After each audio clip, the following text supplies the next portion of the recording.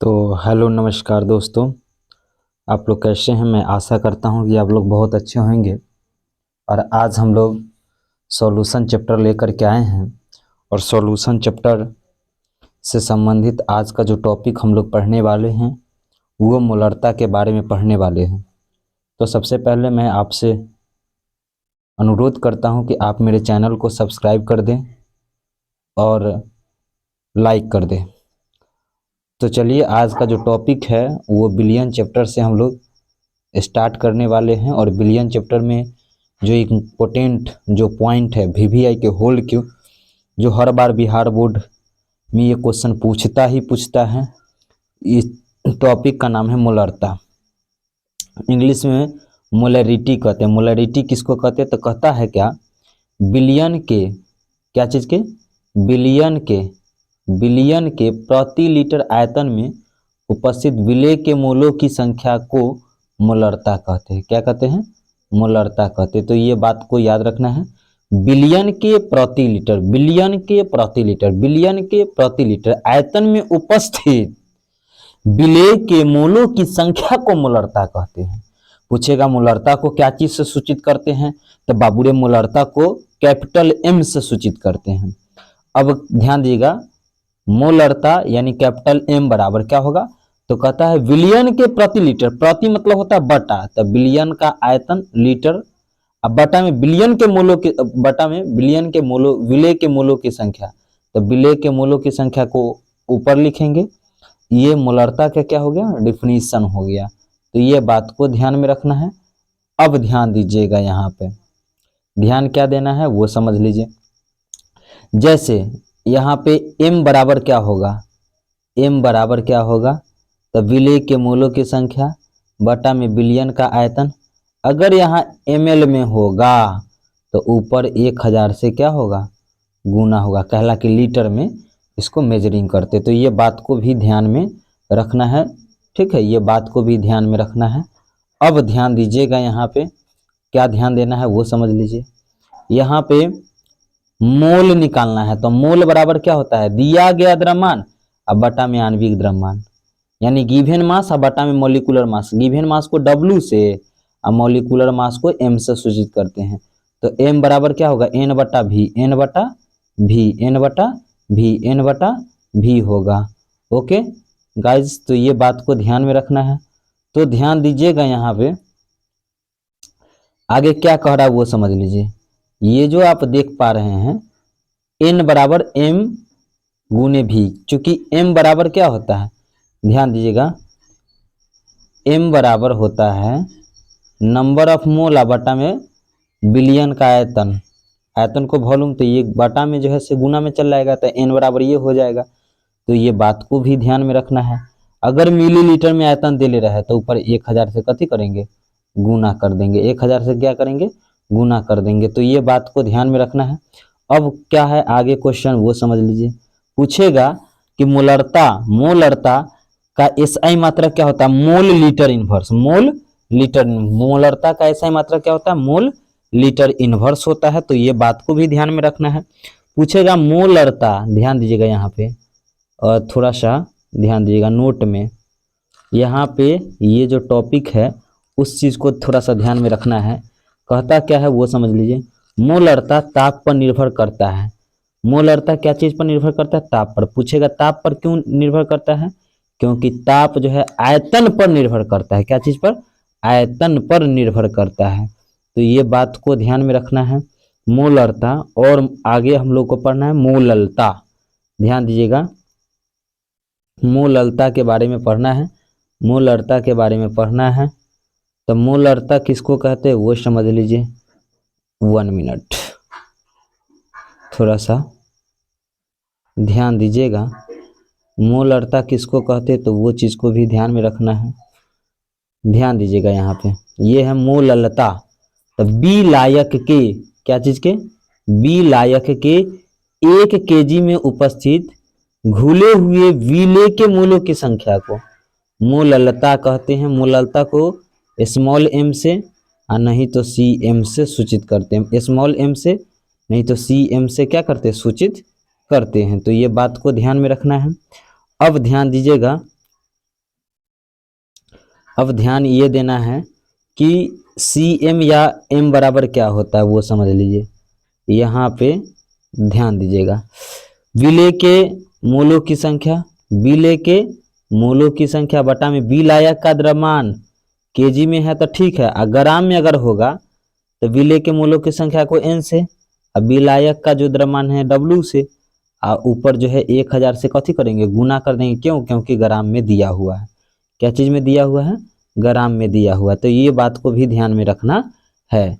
अब यहाँ पे थोड़ा सा ध्यान क्या देना है वो समझ लीजिए। ध्यान ये देना है, पूछेगा क्या वो समझ लीजिए। पूछेगा यही कि मोललता, मोललता का ऐसा मात्रक क्या होता है? मोल केजी इनवर्स होता है। क्या होता है? मोल केजी इनवर्स होता है। तो ये बात को भी ध्यान में रखना है। अब आगे ध्यान दीजिएगा, पूछेगा मोललता क्या चीज पर निर्भर, ध्यान दिया, मोललता शब्दों पर ध्यान दीजिएगा। मोललता, मोललता वो जो है या मूल अंश, कौन अंश? मूल अंश, या द्रव्यमान, या क्या कहता है द्रव्यमान, द्रव्यमान प्रतिशत, ये ताप पर निर्भर नहीं करता। क्यों? क्योंकि यहाँ पे आयतन की चर्चा नहीं है, वॉल्यूम की चर्चा नहीं है। मोललता में, मूल अंश में, द्रव्यमान प्रतिशत में आयतन की चर्चा है ही नहीं, और जिसमें आयतन की चर्चा नहीं होगा वो ताप पर निर्भर नहीं करेगा। तो ये बात को भली भांति आप लोग समझ लिए होंगे। अब ध्यान दीजिएगा, ये न्यूमेरिकल हम लोग बता चुके हैं। अब थोड़ा सा आगे ध्यान दीजिएगा। आइए अब हम लोग अपना एक न्यूमेरिकल पर आते हैं। कहता है ग्लूकोज के मूल अंश की गणना करें, मूल अंश की गणना करें। यदि ग्लूकोज 20% द्रव्यमान दिया गया है, तो ग्लूकोज अगर 20% देले है तो 80% जल होगा, क्योंकि दुइये वो है, ग्लूकोज या नहीं तो जल होगा। अब ध्यान दीजिएगा, तो यहाँ पे ये जो है ग्लूकोज है 20% देले है, तो वाटर 80% होगा, तो ग्राम में 20 ग्राम हो जाएगा, और यहाँ पे वाटर 80 ग्राम हो जाएगा। क्लियर? ये गिवन मास है, दिया गया द्रव्यमान है। ठीक है, अब आगे ध्यान दीजिएगा। अब हम लोगों को क्या करना है, ग्लूकोज, ग्लूकोज और वाटर के मोलिकुलर मास निकालना है। तो 12 × 6 + 1 × 12 + 16 × 6। ध्यान दीजिएगा, 12 × 6 क्यों? क्योंकि कार्बन का जो है मोलिकुलर मास 12 होता है, 6 गो है तो 6 से गुना, हाइड्रोजन का 1 होता है लेकिन 12 गो है तो 12 से गुना, और ऑक्सीजन का 16 होता है तो 6 गो है तो 6 से गुना। क्लियर है? तो ये बात को भी ध्यान में रख लिए होंगे। अब ध्यान देगा, जब जोड़िएगा तो 180 होगा।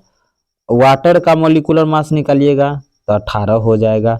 ये ग्राम मूल इनवर्स होता है, ग्राम मूल इनवर्स होता है। तो ये बात को भी ध्यान में रखना है। अब ध्यान दीजिएगा, अब ध्यान में क्या देना है वो समझ लीजिए। यहाँ पे कह क्या रहा है वो समझ लीजिए। आगे जो है मोल नंबर ऑफ कथी के निकालना है, ग्लूकोज क्या, मोल नंबर ऑफ वाटर के। तो ये जो है मोल नंबर निकालना है, तो गिवन मास बटा मोलिकुलर मास। गिवन मास 20 ग्राम दे दिया, मोलिकुलर मास 180 काट दीजिएगा तो 0.2 आ जाएगा।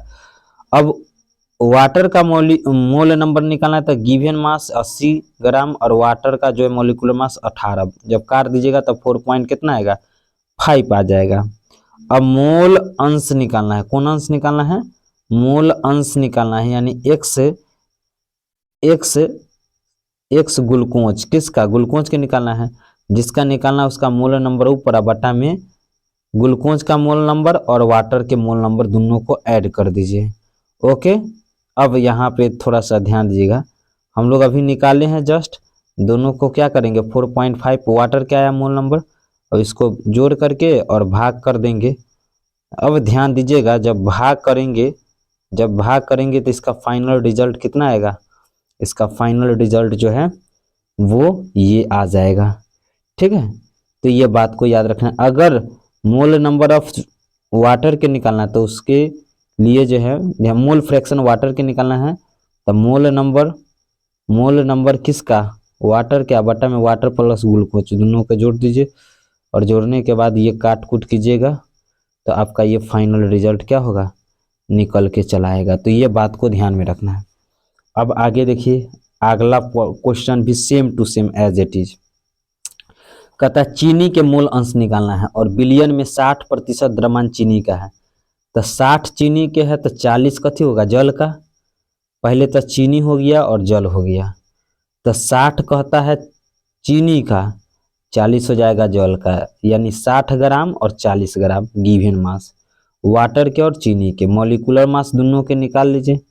चीनियावा के जब निकालेंगे, ठीक है, तब 12 गुने 12 हो जाएगा, C12H22 चीनी का होता है, 1 गुने 22 हो जाएगा और 16 गुने 11 हो जाएगा। जब टोटल कैलकुलेशन कीजिएगा 342 ग्राम मोल इन्वर्स हो जाएगा, 342 ग्राम मोल इन्वर्स होगा। मॉलिक्यूलर मास ऑफ वाटर के जब निकालेगा तो 18 होगा। मोल नंबर किसका? चीनी का, जिसका निकालना है तो गिवन मास बटा मॉलिक्यूलर मास। गिवन मास कितना है? 60 है, मॉलिक्यूलर मास 342 है। काट कूट के जब कीजिएगा टोटल कैलकुलेशन तो ये फाइनल रिजल्ट आपके बीच आ जाएंगे। ठीक उसी प्रकार से मोल नंबर ऑफ वाटर, वाटर का जो है वो 40 ग्राम है दिया गया द्रव्यमान, और इसका मॉलिक्यूलर मास 18। जब पूरा कैलकुलेशन कीजिएगा 2.2 आ जाएगा। अब ध्यान दीजिएगा यहाँ पे ग्लूकोज के मोल फ्रैक्शन निकालना है, तो मोल फ्रैक्शन जब निकालना है ग्लूकोज के, थोड़ा सा ध्यान दीजिएगा, मोल फ्रैक्शन निकालना है ग्लूकोज के, चाहे चीनी के चाहे कोई भी चीज़ के, तो ध्यान दिया जैसे यहाँ चीनी के निकालना है तो मोल नंबर ऑफ चीनी का, मोल नंबर ऑफ चीनी प्लस वाटर मोल फ्रैक्शन में। अब इसको टोटल को जोड़ देना है कैलकुलेट करके, ये आएगा, और इसके बाद इसको काटने के बाद जो आंसर फाइनल रिजल्ट आएगा 0.08 हो जाएगा। ठीक है, ठीक उसी प्रकार से वाटर के जो है मोल फ्रैक्शन निकालना है तो mole number of water, mole number of water और मोल नंबर ऑफ ग्लूकोज दोनों को ऐड करके जब काटिएगा तो 0.91 आ जाएगा। ठीक है, और दोनों को जब जोड़ दीजिएगा तो 1 आ जाएगा।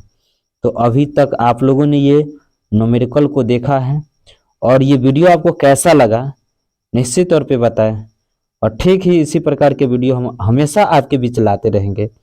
अभी तक आप मेरे चैनल को भाई सब्सक्राइब अगर नहीं किए हैं, प्लीज़ आप मेरे चैनल को एक बार सब्सक्राइब कर दें, और निश्चित तौर पर इस तरह के हम कंटेंट आपके बीच हमेशा लाते रहेंगे, एक बेहतर से बेहतर देने का हम प्रयास करेंगे। तो मैं आशा करता हूं कि आप मेरे चैनल को सब्सक्राइब कर लिए होंगे, अगर नहीं किए हैं तो कर लीजिए प्लीज़ भाई। चलिए, थैंक यू सो मच।